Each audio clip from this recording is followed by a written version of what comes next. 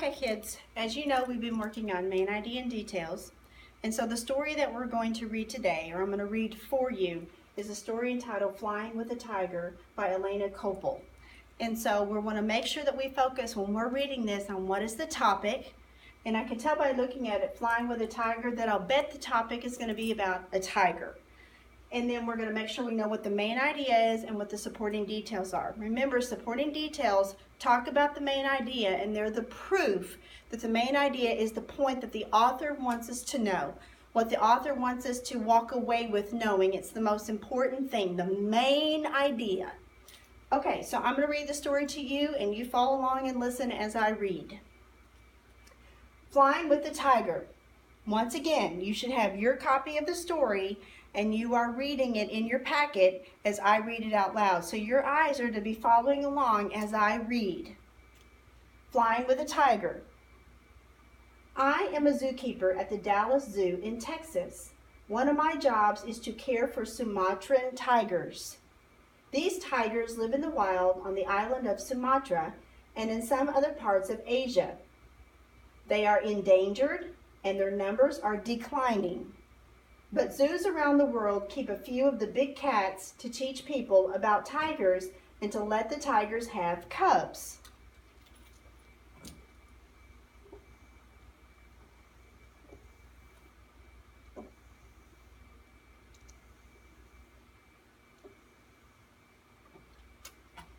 Paragraph 3. When a zoo wants a new tiger, it tries to get one from another zoo. That way, more tigers can stay in the wild. Some animals travel from zoo to zoo by truck, and some go by airplane. When we moved one of our tigers, a female named Skylar, to the San Francisco Zoo in California, she went by plane. I went along to help keep her safe. Skylar in the sky. So things might be shifting just a little bit.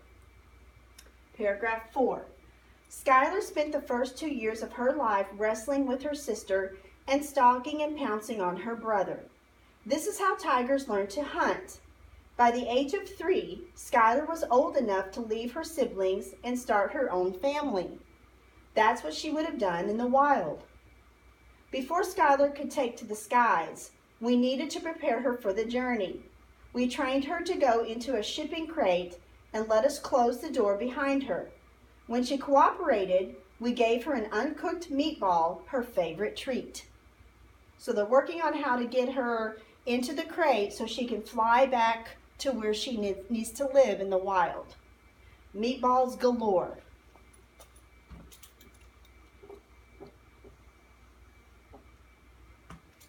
Paragraph 6. When moving day arrived, we put lots of meatballs inside Skylar's crate. Once Skylar was inside, the crate was loaded into the back of a truck. Skylar turned around in the crate to see what was happening, but she was quiet and calm the whole way to the airport. Skylar and I flew on an airplane that carries packages, not people. Skylar's crate was loaded on with other large packages. The plane left at midnight, and we stopped in Indiana to change aircraft. While we waited at the Indiana airport, I peeked into Skylar's crate. I was happy to see her sleeping peacefully.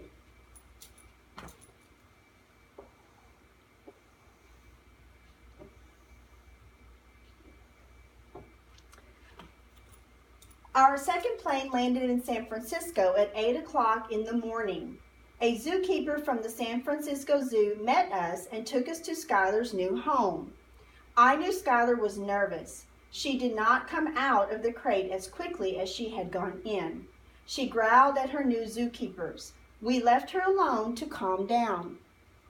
Skylar's new keepers took me to see the tiger exhibit where Skylar would be living. I told them that Skylar liked to take a dip in her swimming pool and to play with the plastic barrels, giant plastic balls, empty plastic flower pots, perfume-scented logs, and ice.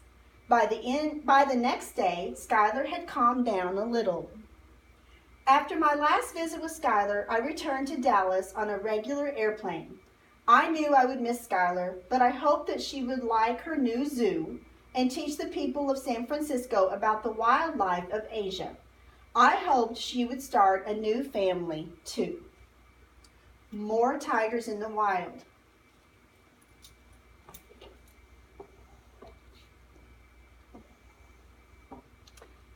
Months later, Skylar gave birth to 3 male cubs.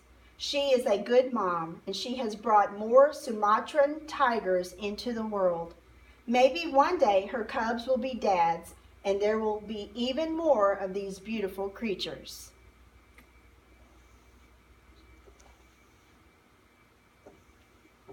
Now, at this time, I've read the story to you, so you're going to very carefully start answering the questions. If you need to go back and reread in the story because you have forgotten some of the details, make sure you do that. Let me know if you have any questions.